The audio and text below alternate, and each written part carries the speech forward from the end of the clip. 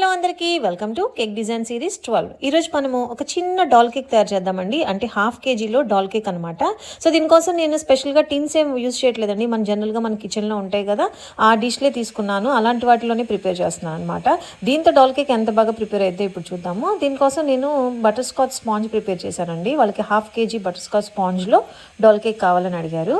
So దీన్ని నేను ముందు రోజు నైట్ నీట్గా సెట్ చేసి పెట్టేసుకున్నాను అనమాట. లేయరింగ్ చేసేసుకుంటున్నాను. స్పాంజ్ ఫాలోడ్ బై క్రీము, అలాగే ఇది ప్రెలైన్ అండి, ప్రెలైన్ దానిపైన వైట్ చాక్లెట్. సో ఇలాగే నేను మిగతా అన్ని లేయర్స్ని కూడా నీట్గా ప్రిపేర్ చేసేసుకున్నానండి. సో దీన్ని ప్రిపేర్ చేసుకున్న తర్వాత నైట్ ఫ్రిడ్జ్లో పెట్టేసి ఒక నైట్ అంతా సెట్ చేసేసాను. దానివల్ల దాని షేపు అలాగే ఫ్లేవర్స్ కూడా బాగా ఎన్హాన్స్ అవుతాయండి నెక్స్ట్ డే మార్నింగ్కి. ఇప్పుడు ఈ కస్టమర్ వచ్చేసరికి తన ఇన్స్టాగ్రామ్లోంచి ఒక కేక్ పిక్చర్ తీసుకొని సేమ్ అదే కేక్ కావాలని అడిగారండి. తనకు వచ్చేసరికి ఒక చిన్న పాప బర్త్డే ఉందంట. సో దానికోసము తనకి ఎన్ని డాల్ పిక్చర్స్ చూపించినా కూడా సేమ్ అలాంటి పిక్చర్ అదే కావాలని అడిగింది. సో నేను ఇక్కడ క్రమ్ కోటింగ్ చేసేసుకున్నాను. ఆ తర్వాత తను చూపించిన పిక్చర్లో దాని ప్రకారము పర్పుల్ కలర్ తీసేసుకొని దాంతో ఒక లేయర్ అప్లై చేసేసుకున్నాను క్రీము. సో దీన్ని మొత్తం స్మూత్నింగ్ చేసేసుకుంటున్నా ఇక్కడ. సో చూసారా ఎంత నీట్గా ఫ్రాక్ షేప్ వచ్చేసిందో. ఇంట్లో చేసుకున్న బౌల్స్లో చేసినట్టు అస్సలు అనిపించలేదు కదా. సో నేను ఆ పిక్చర్లో ఉన్నట్టు కొద్దిగా లైన్స్ ఇచ్చేసుకున్నాను. అలాగే ఫ్రిల్లింగ్ కోసం అని చెప్పి పైపింగ్ చేసేసుకుంటున్నాను.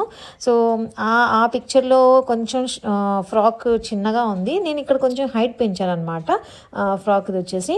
సో అలాగే ఇంకొక బార్డర్ వచ్చేసి బార్డర్ లాగా వైట్ కలర్ ఫ్లవర్స్ యాడ్ చేసేసాను.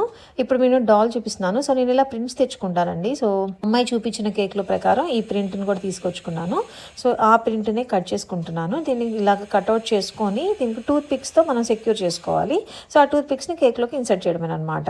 So our doll cake is almost ready అండి. పైన కొంచెం మనము ఫ్రిల్ లాగా వేసుకుందాం, అంటే ఫ్రాక్ టైప్లో కొద్దిగా డిజైన్ చేసేసుకుంటే మన కేక్ రెడీ అయిపోతుంది.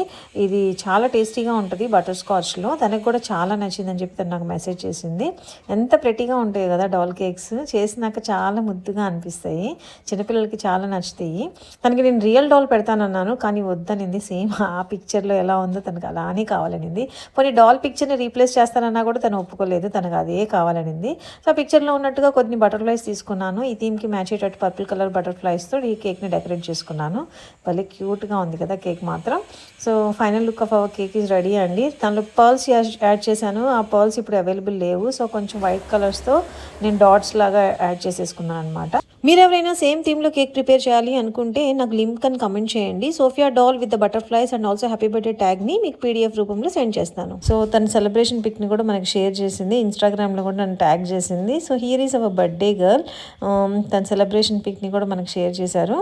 క్యూట్ బర్త్డే గర్ల్ కదా. So this is the final look of our cake with the beautiful birthday girl.